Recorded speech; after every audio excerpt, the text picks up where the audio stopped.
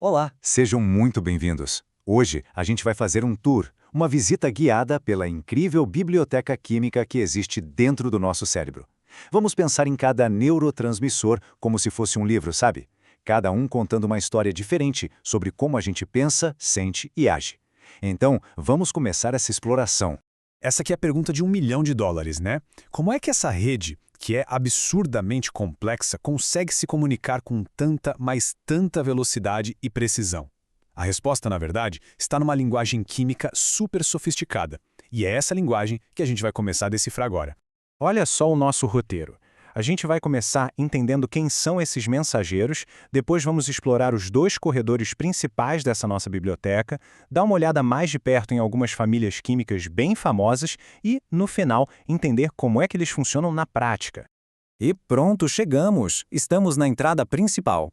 Antes da gente sair explorando os corredores, vamos primeiro conhecer o conceito que organiza essa biblioteca inteira. Então, aqui estão eles, os neurotransmissores.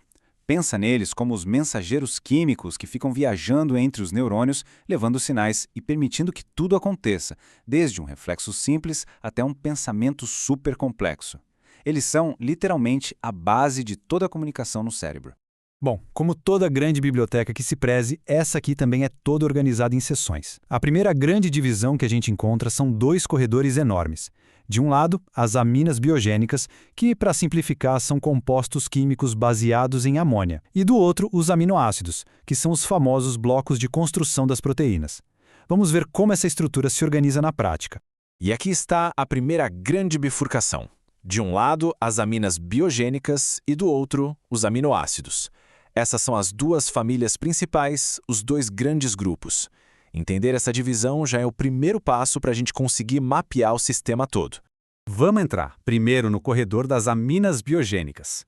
A gente pode pensar nelas como os livros de especialistas da nossa biblioteca, sabe? Cada um tem uma função muito específica e muito poderosa, influenciando coisas como o nosso humor, a nossa atenção, a nossa excitação. E como dá para ver aqui, essa família se divide de um jeito bem interessante. A gente tem a acetilcolina, a histamina e também tem uma subcategoria super importante que merece um foco especial, as monoaminas. As monoaminas. Elas são verdadeiras estrelas no mundo dos neurotransmissores.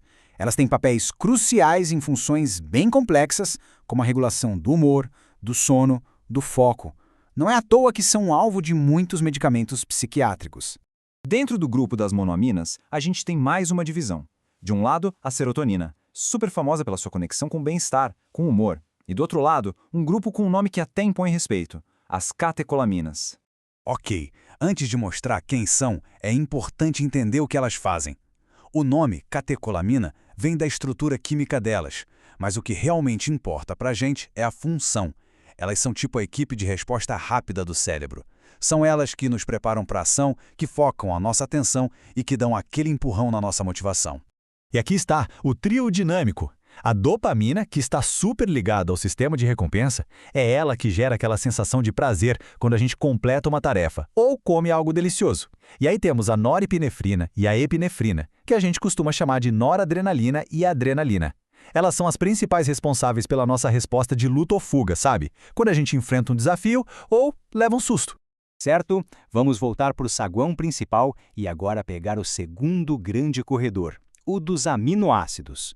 Se as aminas eram os especialistas, os aminoácidos são os verdadeiros cavalos de batalha, sabe?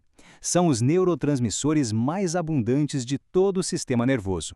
Olhando aqui para o lado direito do nosso mapa, a gente encontra os dois personagens principais, o glutamato e o GABA.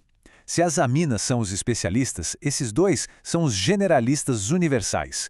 Praticamente todos os neurônios do cérebro respondem a um ou outro. Eles são os responsáveis pelo equilíbrio geral da atividade cerebral, agindo como os dois lados de uma balança, ajustando o ritmo do cérebro o tempo todo. Eles formam a base da maior parte da comunicação neural. Agora que a gente já catalogou os principais livros, vamos entender como eles são lidos. Não adianta só saber os nomes, a gente precisa entender as funções deles. E para isso dá para simplificar tudo com uma analogia bem legal, a de um carro. Basicamente, existem 3 ações que um neurotransmissor pode ter. Ele pode ser excitatório, que é como um acelerador mandando um sinal de vai.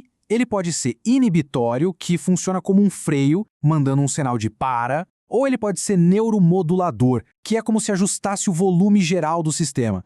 De um jeito bem simples, quando um neurotransmissor excitatório, como o nosso cavalo de batalha, o glutamato, se conecta a um neurônio, ele aumenta a chance daquele neurônio disparar um sinal. É o sinal verde químico do cérebro, e é essencial para o aprendizado e para a memória. E na contramão, a gente tem o freio, os neurotransmissores inibitórios, e o GABA é o principal exemplo. Fazem exatamente o contrário. Eles diminuem a chance de um neurônio disparar. Esse sinal vermelho é o que permite o controle, o foco e a sensação de calma, impedindo que o cérebro fique, digamos, sobrecarregado. E aqui a coisa fica um pouco mais sutil. Os neuromoduladores, como a dopamina e a serotonina, não causam o disparo diretamente. Em vez disso, eles mudam o jeito como os neurônios respondem a outros sinais, deixando eles mais ou menos sensíveis. Eles não são um interruptor de liga/desliga, eles são o botão que controla a intensidade. No final do nosso tour, a questão que fica é exatamente essa. Cada pensamento, cada emoção, cada percepção que a gente tem é o resultado de uma sinfonia absurdamente complexa que é tocada por esses mensageiros. Conhecer quem são os músicos nos dá uma apreciação totalmente nova pela música que está tocando agora mesmo na nossa cabeça.